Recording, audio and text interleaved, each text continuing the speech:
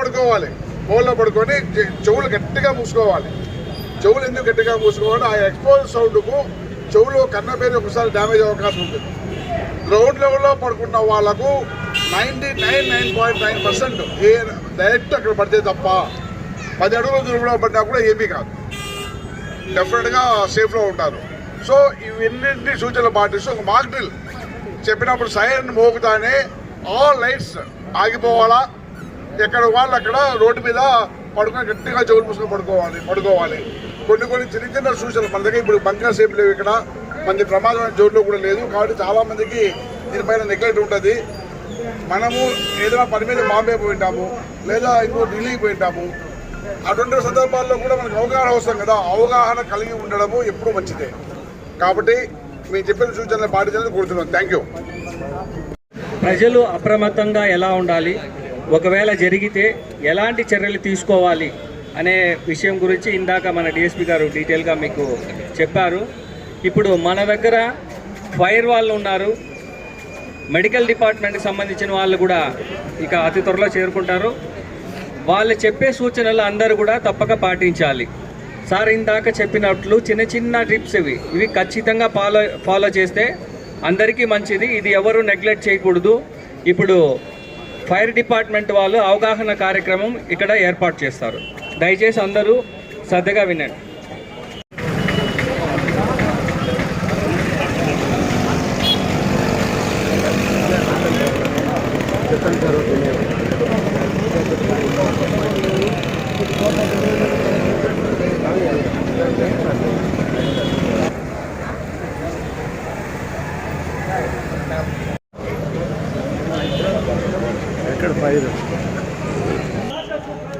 Building లో ఏమైనా ప్రమాదాలు చిక్కుకుంటే ఫైర్ వాళ్ళు ఏ విధంగా సేఫ్ చేస్తున్నారు?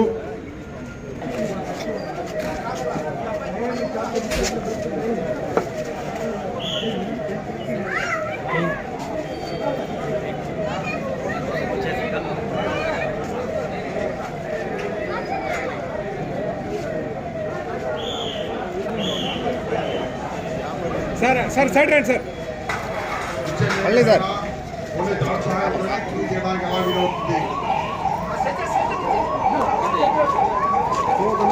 లైట్ ఆఫ్ సార్ అడ్డం రావద్దు.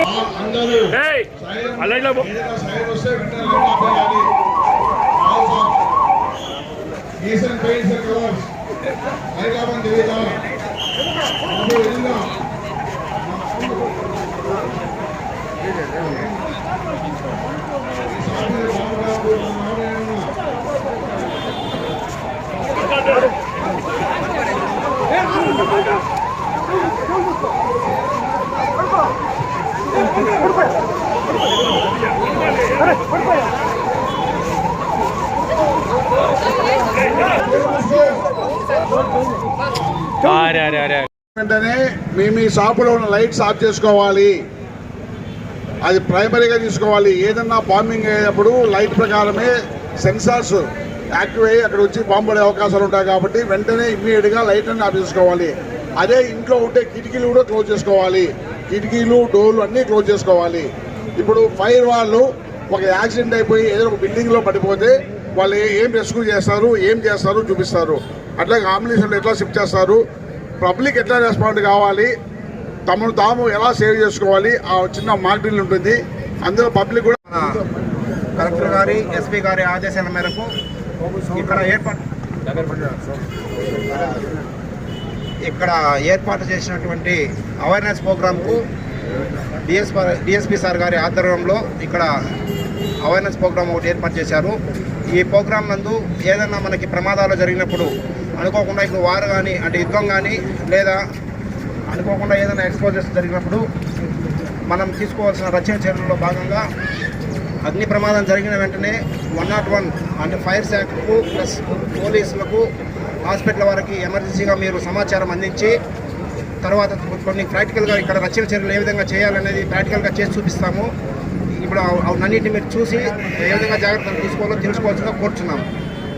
గురించి ఎమర్జెన్సీ డిజాస్టర్ మేనేజ్మెంట్లో ఏదైనా యుద్ధ సమయాలు కావచ్చు, అలాగే మనకు అత్యవసర పరిస్థితుల్లో తీసుకోవాల్సిన చర్యల గురించి మన డిఎస్పీ సార్ గారు చాలా క్లియర్గా చెప్పడం జరిగింది.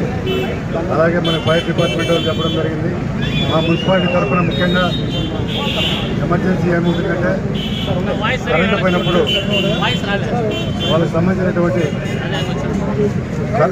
వాయిస్ రాలేదా, చాలామందికి ఏదైనా త్రాగునీటి సమస్య కానీ నీటి సమస్య వచ్చినప్పుడు అన్నీ కూడా మున్సిపాలిటీ తరఫున రెస్పాండ్ అవుతాము. అలాగే ఏదైనా మంచి వర్షం కానీ మంచి ఏదైనా వచ్చినప్పుడు మనకు ఎమర్జెన్సీ తరఫున జేసీబీలు కానీ మన సిబ్బంది అంతా కూడా ఇంజనీరింగ్ డిపార్ట్మెంట్ కావచ్చు, పబ్లిక్ హెల్త్ శానిటరీ సిబ్బంది కావచ్చు, అలాగే వాటర్ సప్లై, ఎలక్ట్రిసిటీ సప్లై ఇవన్నీ సంబంధించినటువంటి మా సిబ్బంది అంతా కూడా అలర్ట్గా ఉంటుంది.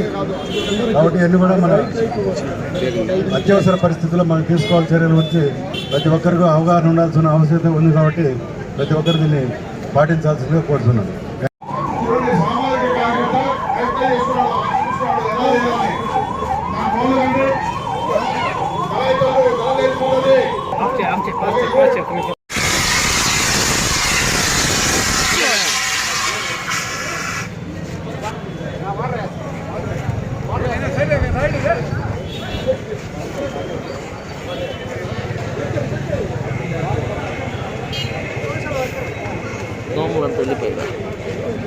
ఇప్పుడు దాకా చెప్పిన విషయాలన్నీ అవగాహన పెట్టుకొని ఏదైనా అనుకోని సందర్భంలో విపత్కర పరిస్థితుల్లో ఇప్పుడు చెప్పిన సూచనల్ని పాటించి ఏ పరిస్థితులు ధైర్యంగా ఎదుర్కోవడానికి సానుకూలమై ఉండాలని కోరుకుంటున్నాను. Thank you.